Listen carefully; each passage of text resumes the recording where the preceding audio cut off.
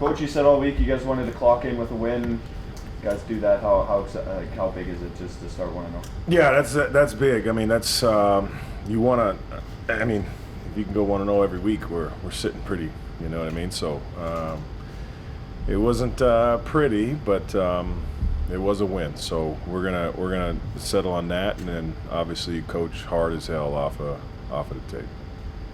3 big pieces of 2 on the offense, 1 on the defense, went down very early in this game, but your team recovered well and stayed strong throughout.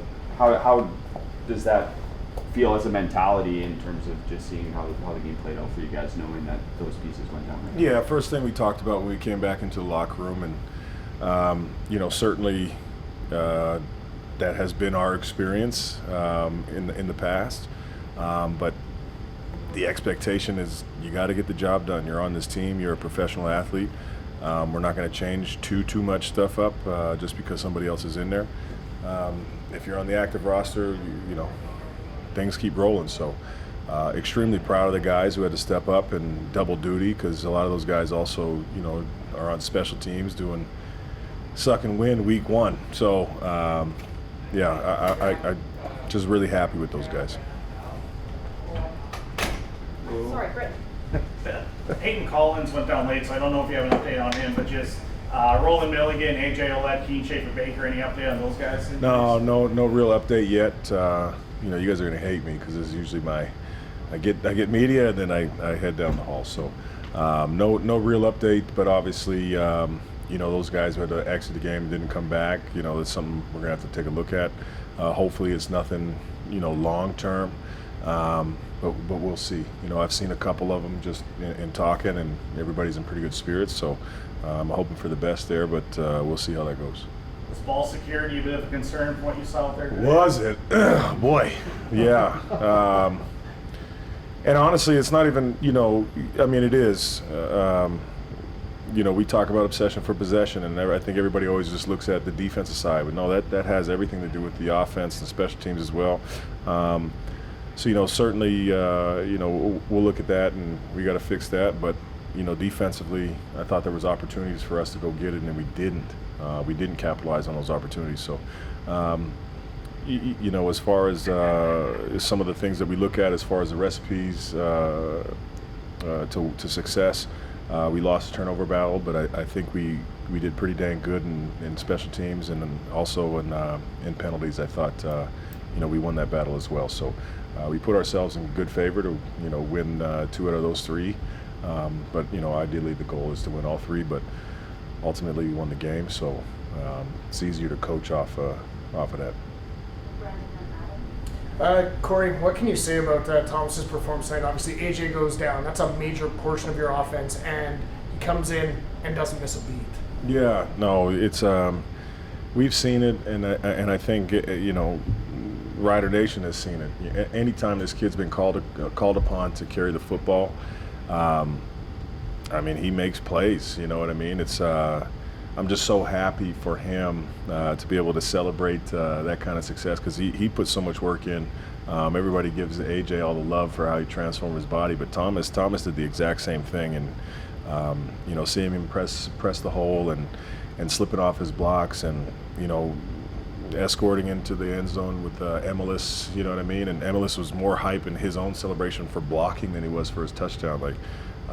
You love that stuff for those guys. So, we're really pleased with Thomas. No issues with handing him the ball.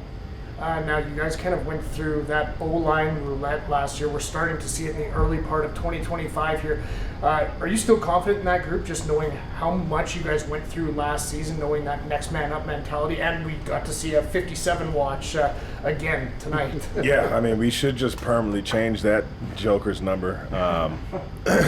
Listen, going into training camp, we did our due diligence, I think, as an organization, trying to find as many offensive linemen as possible, and really good quality ones in case, something happened, just what it's been. And certainly, it's already kind of, nipped us a little bit.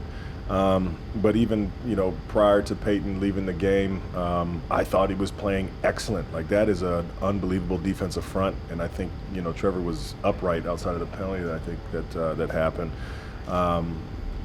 And there's still guys that are in the Wims who have played games for us, who have experience, who we like. So I still feel very confident in that room, and certainly, being led by Big Ed Harrison. Feel confident, man. So we'll see how it goes and what it looks like next week. But obviously, if we can find a groove with some continuity, that'd be great. But I mean, this is actually kind of the normal for us right now, so we're all right. Adam, Corey held Ottawa to 30 yards on the ground tonight, had 4 sacks. D-line helped close out the game. Just speak about your front seven's performance tonight. Yeah, I think one of the rushing is kind of a skewed deal because I feel like they kind of aborted the run when they were throwing for 400. So, I don't want to pat ourselves in the back too much for that. But what I will say is, anytime they did attempt, I thought our run defense was ready to rock.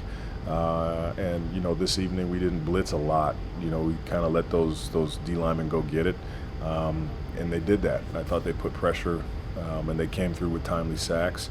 But certainly, we got to clean up some stuff, obviously defensively, and I'm excited to go upstairs and look at the tape. So yeah, we'll see. But pleased with the defensive line.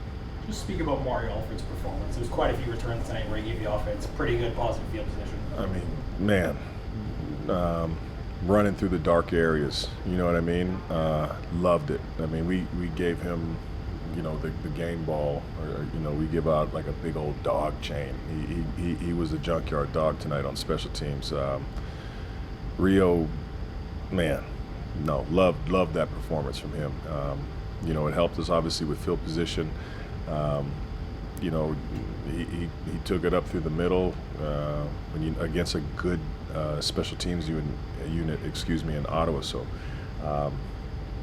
super pleased with Rio, man. Let's keep that up.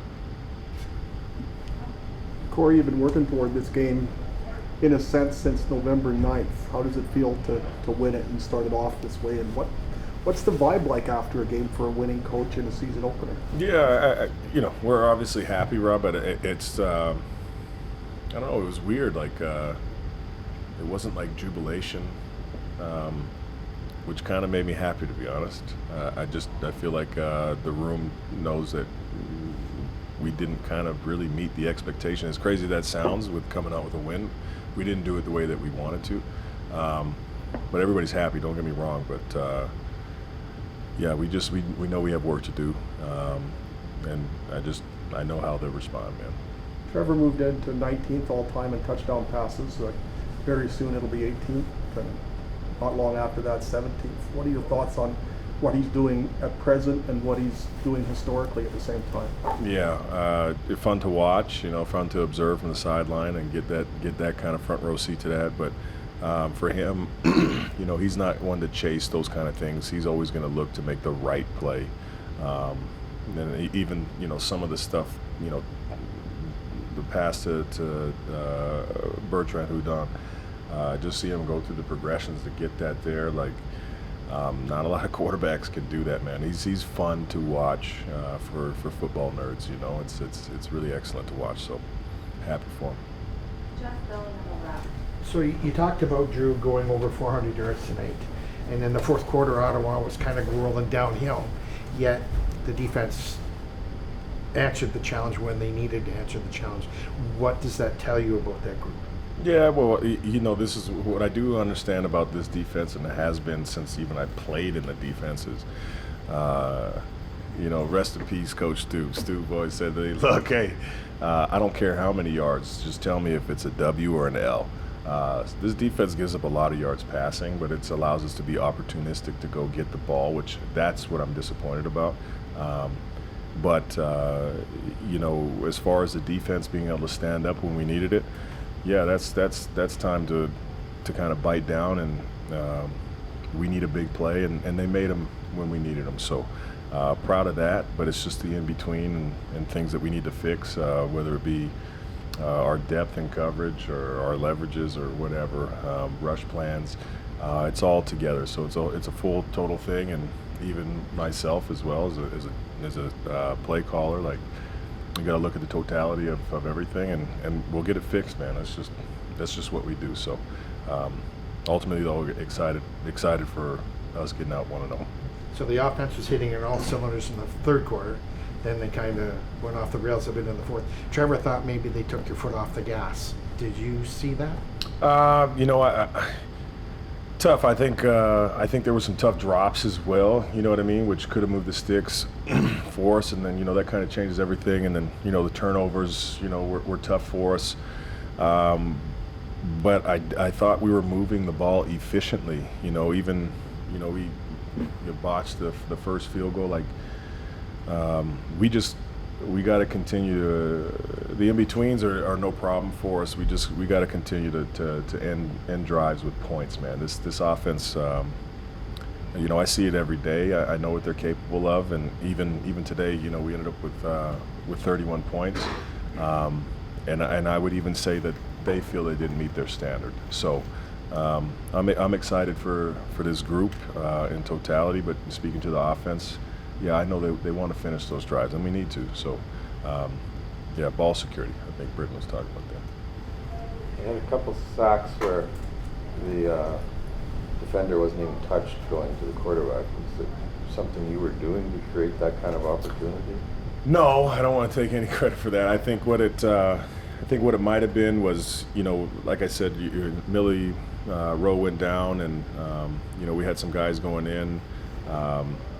We had a linebacker had to go in, to finish out the game. So I wasn't really sending a lot of blitzes. So I think potentially I have to look at the film, but I think maybe the O-line was just kind of getting complacent with, from the defensive front and what they were seeing. And then when I did call the blitz, it was like Moses for a third, So we'll take it, but we wouldn't expect that all the time. And then 40 seconds to go, you run the ball twice. Do you think about kneeling instead of running? Yeah, no, they still had a timeout. They still had a timeout left, and then we were looking at a potential kill six play. Wasn't for us, so we called the timeout with 1 second left. We even thought about maybe taking a time count and steal another second, but ultimately we ended up doing a little rugby style punt to close it out and make sure, being careful with old Deadman right there. But it worked out perfectly, man. I thought it was a hell of a punt, hell of a cover. Game over.